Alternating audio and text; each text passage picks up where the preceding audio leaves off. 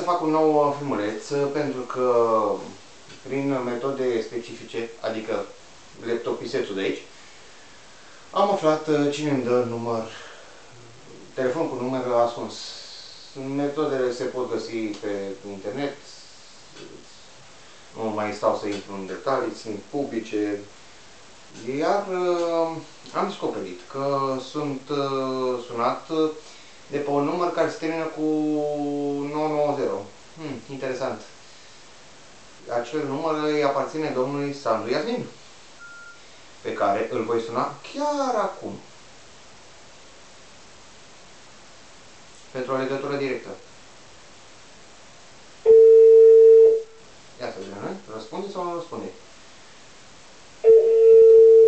Între timp, site-ul lui, Rotras, a picat.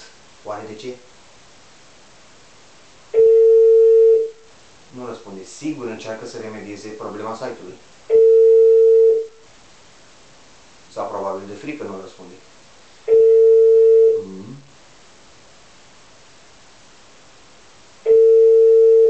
Cred că e frică să nu fie...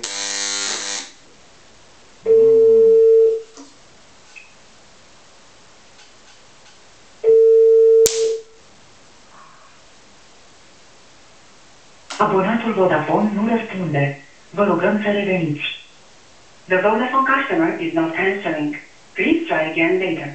Rau. Având în vedere că este ora 12, de fapt ora 0, hai să spunem ora 0, am să trec cu vederea peste chestia asta, probabil că o dormi, cine știe, dar nu cred. Și hai să vă arăt despre ce vorbeam eu cu site-ul. Imediat i-a primit și dumneavoastră. Ăsta este site-ul lui, nu? rotras.net. Nu mai merge. Ups! Ceva s-a întâmplat. Oare ce s-a întâmplat? Și aș mai vrea să fac un disclaimer pentru niște cretinoizi de pe acolo.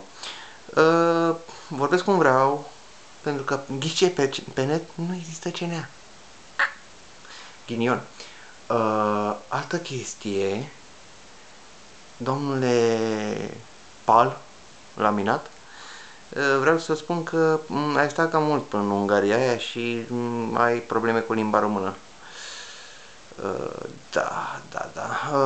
Această, să zic eu, aceste filmări vor apărea pe canalul meu de YouTube nou, cred că o dată pe săptămână sau de 2 ori, depinde cum voi decide în privința asta.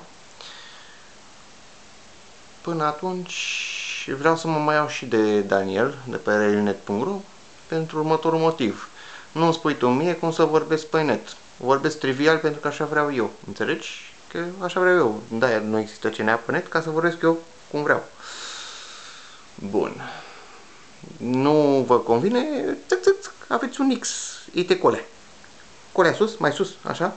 Mai sus e un X. Dacă nu vă convine. Iar cu acestea fiind spuse, hai de... Pa!